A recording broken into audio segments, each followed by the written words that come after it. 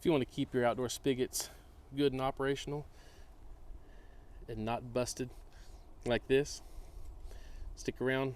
I'll give you a couple tips.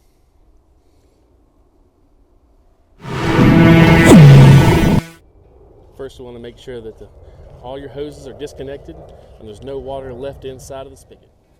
Next, it's a good idea to wrap it in some type of foam insulation before it's being covered with the faucet cover. You can see we cut that in 2 pieces, fit around the vacuum breaker. Now we got a good bit of insulation just covering the exterior of the pipe. Next, we're going to go ahead and install the faucet protector here. You'll see the loop inside. That's going to connect over top of the vacuum breaker to hold it into place. And lastly, you just got to pull the string tight here.